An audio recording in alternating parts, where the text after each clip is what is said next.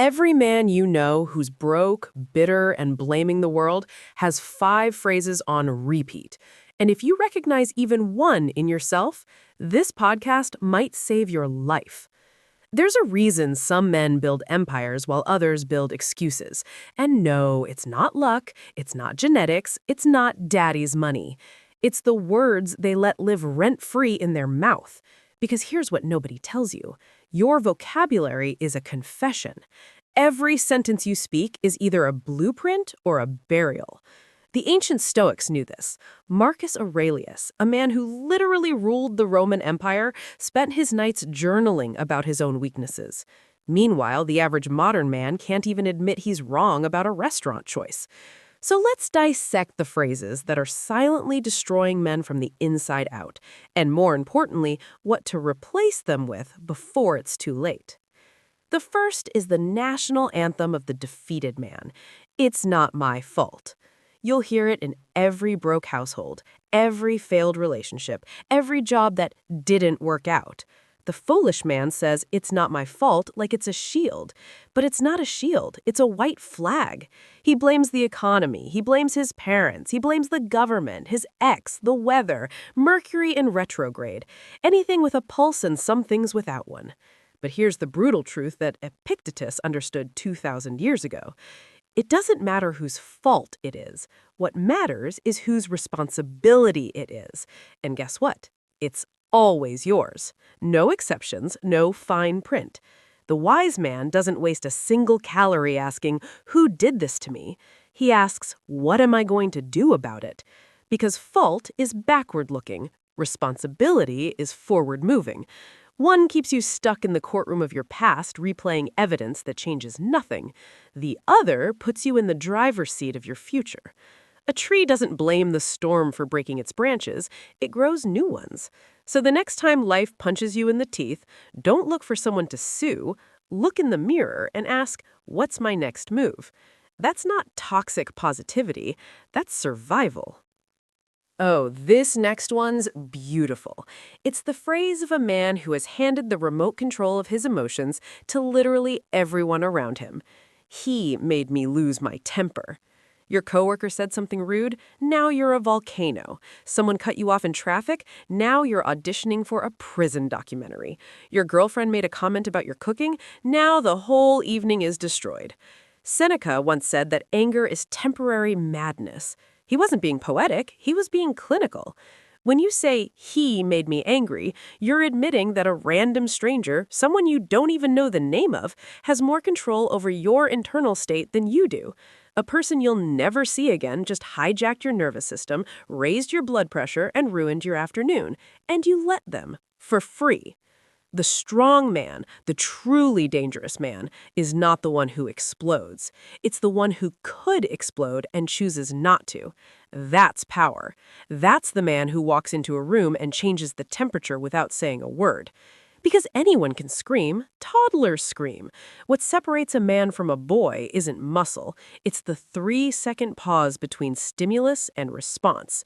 Master that pause and you master your entire life. Lose it, and you'll spend your years apologizing for things you said in 10 seconds of stupidity. And here's the kicker. Nobody remembers why you were angry. They only remember that you were. Let's continue with phrase number 3. I'll be happy when. I'll be happy when I get the promotion, when I find the right girl, when I hit 6 figures, buy that car, lose that weight. This phrase is a trap disguised as ambition. Millions of men fall into it every day without realizing they just postponed their entire existence. You're not being driven, you're being delusional. You get the promotion, it's not enough. You find the girl, now you need the house. 6 figures? Goalpost moves to 7. The finish line keeps running because it was never real. It was a mirage. You've been sprinting through a desert chasing water that doesn't exist. Marcus Aurelius had armies. Palaces, unlimited power. His private conclusion? Very little is needed to make a happy life. It is all within yourself, in your way of thinking. Happiness is an inside job. The wise man doesn't treat life like a waiting room. This moment, right here, right now, is the life. There is no dress rehearsal. The curtain is already up. You're already on stage. Stop waiting for your name to be called. It was called the day you were born. You just weren't listening. Now for phrase number 2. Why does this always happen to me? The victim's favorite lullaby. Dangerous because it feels justified. Bad things do happen. Life is unfair sometimes. But the man who makes "why me" his default has already lost the war before the first battle. He's not fighting life. He's filing complaints against it, writing angry letters to the universe wondering why he never gets a response. The Stoics called it Amor Fati, the love of fate. Not tolerance, not acceptance, love. Every setback, every betrayal, they treated it like fuel, not punishment, a gift wrapped in sandpaper. They didn't ask, "Why me?" They said, "Try me." There's a version of you that exists only because of the worst thing that ever happened to you. Your pain built rooms in your character that comfort never could. So next time the universe throws a brick at your head, pick it up and build something. That's not philosophy, that's architecture. And finally, phrase number 1. I already know that. The silent killer, the phrase that has destroyed more potential than laziness, fear, and bad luck combined. 5 words that slam the door on every lesson life is trying to teach you. The foolish man hears advice and says, "Yeah, I know." The wise man says, "Let me hear it again. Maybe I missed something." Epictetus warned, it is impossible for a man to learn what he thinks he already knows. Your ego is not your bodyguard, it's your prison guard. It locks you in a cell of false confidence and stale opinions while telling you you're free. The most successful men in history weren't embarrassed by ignorance.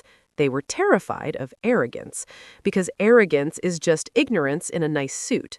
Confident outside, hollow inside. A skyscraper with no foundation waiting for the first storm to flatten it. So the next time someone offers you wisdom, shut your mouth, open your ears, and listen like your future depends on it, because it does. 5 phrases, 5 traps, 5 invisible chains, keeping you exactly where you are while you pretend you're moving forward. But now you know. And knowing is only half the battle. The other half is catching yourself mid-sentence and choosing different words. Because the man you become 5 years from now is being written by the words you speak today. Every day you are authoring your own story. Make sure it's not a tragedy disguised as a comedy. If this message hit different, if even one phrase made you uncomfortable, that's not a sign to click away. That's a sign you're exactly where you need to be. The world doesn't need more smart men, it needs more honest ones, starting with you.